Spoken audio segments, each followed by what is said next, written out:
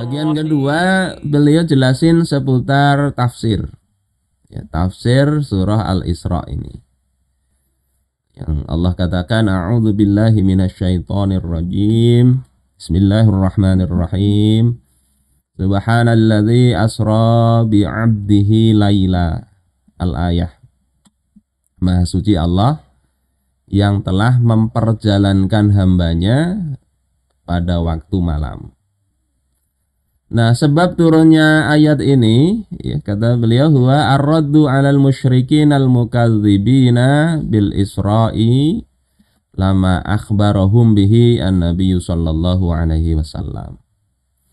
Turun ayat ini untuk menolak, membantah kepada orang-orang musyrik yang mendustakan Isra baginda Rasulullah sallallahu alaihi wasallam tatkala beliau ceritakan.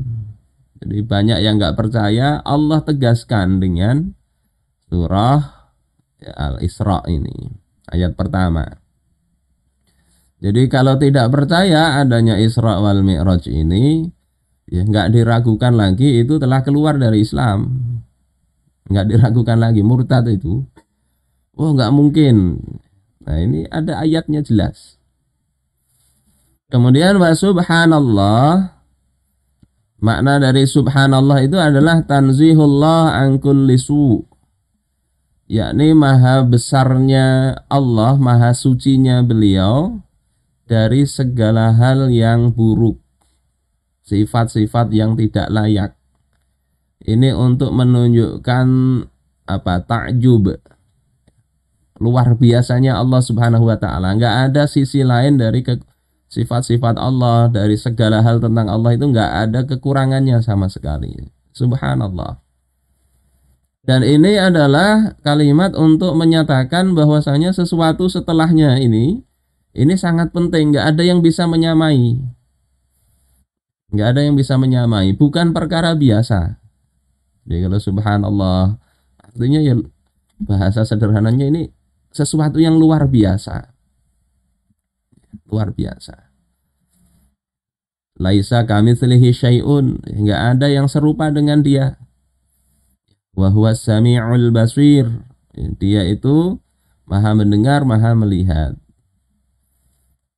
Wa qad ajma'al muslimuna ala anna al-murada bil 'abdi huna huwa sayyiduna Muhammad sallallahu alaihi wasallam. Dan kaum muslimin telah ijma' bahwasanya yang dimaksud dengan abd, hamba, maha suci yang telah memperjalankan hambanya. Yang dimaksud hamba di sini adalah Sayyiduna Muhammad sallallahu alaihi wasallam. Jadi sebetulnya dari sisi orang yang beriman itu dengan pikirannya nggak ada yang perlu untuk diragukan. Karena Allah katakan di sini asra bi abdi. Asra bukan saro Muhammadun, tidak. Kalau saro Muhammad itu artinya Muhammad berjalan sendiri. Tapi di sini asra. Asra itu artinya Allah yang memperjalankan. Nabi Muhammad sebagai objek. Pelakunya siapa? Allah Ta'ala. Kalau Allah yang melakukan itu, Allah sebagai fa'ilnya, gak ada yang mustahil, mudah itu. Jadi yang dimaksud di sini memang Nabi Muhammad. Wa qala huna bi 'abdihi, dan Allah mengatakan dalam ayat ini bi 'abdihi, hambanya, li'anna wasfahu bil 'ubudiyah al-mudhaf ilallahi subhanahu wa ta'ala asyraful maqamat. Karena pensifatan dengan ubudiyah, dengan penghambaan kepada Allah Ta'ala, itu adalah makom yang paling mulia, kedudukan yang paling mulia. Jadi seutama-utamanya manusia, yaitu yang paling sempurna penghambaannya kepada Allah Ta'ala. Sehingga kalau Allah Subhanahu wa taala sampai menyebut hambaku ini di sini, ini adalah bentuk penghormatan kepada Rasul. Walaysa lil mu'mini sifatun atamu wala asyrafu minal ubudiyah. Tidak ada bagi seorang mukmin itu sifat yang lebih sempurna dan mulia daripada penghambaan kepada Allah Ta'ala. Ini terkait dengan ayat tadi. Kemudian kapan ini terjadinya? Ini ittifaq para ulama bahwasanya Isra dan Mi'raj kana ba'dal bi'tsah. Itu terjadi setelah beliau diangkat sebagai nabi dan rasul. Ini memang ada ikhtilaf nanti ya. Tapi mereka sepakat itu terjadinya setelah diangkat sebagai nabi. Wa ikhtalafu fi tahdidi zamani dzalik.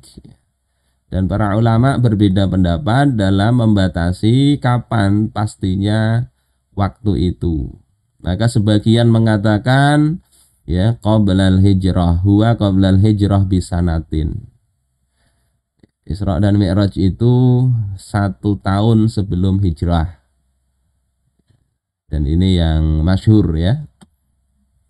Kemudian sebagian mengatakan ya qablal hijrah bi khamsi sinin. Sebelum hijrah 5 tahun. Jadi usia sekitar 48 tahunan beliau.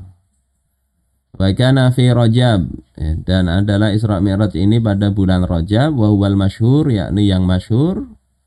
Wa qila fi Ramadan, dan kila itu konon.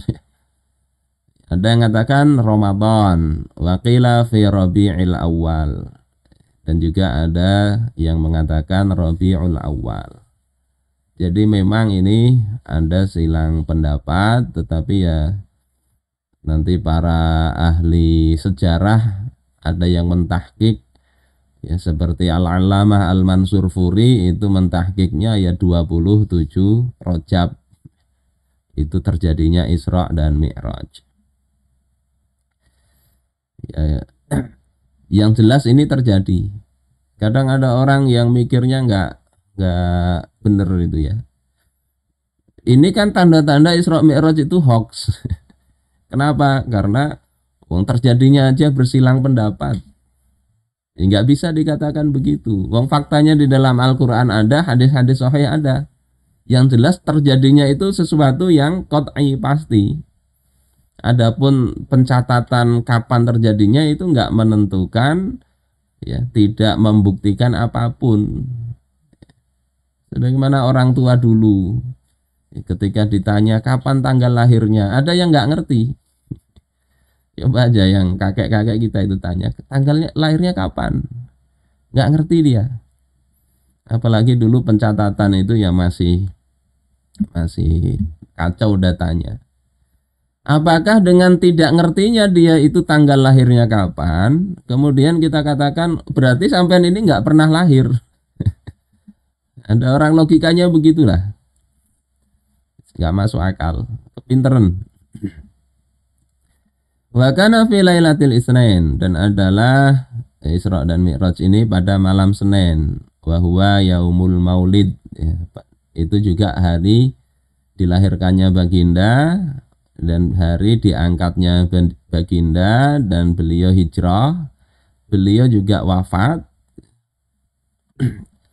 Ini terjadinya di malam Senin. Nah, yang berikutnya jadi persoalan kalau ini ikhtilaf juga. Ada sebagian yang mengatakan dengan ruh, artinya tidak sampai kafir lah, berbeda dengan ini.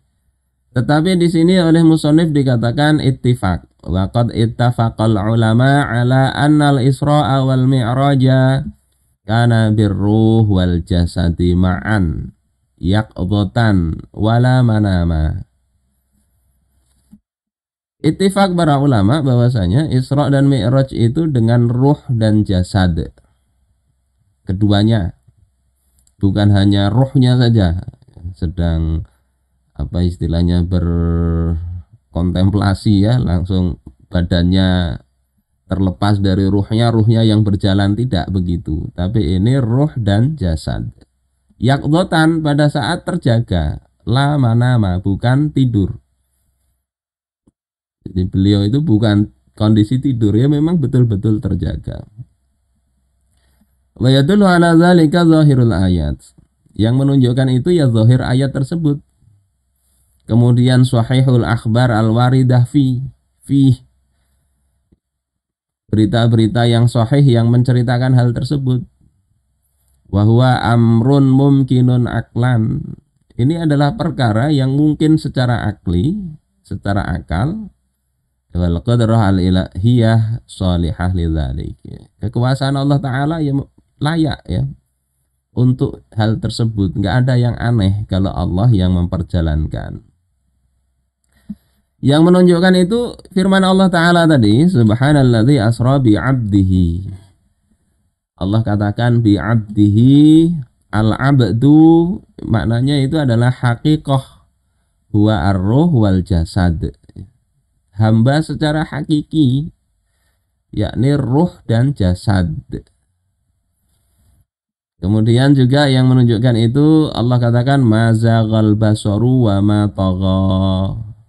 Yakni maksudnya tidak melampaui pandangan beliau itu yang terhadap perkara-perkara ajaib yang Allah tunjukkan kepadanya. Yakni alam malakut ya, dan tidak juga melampaui itu.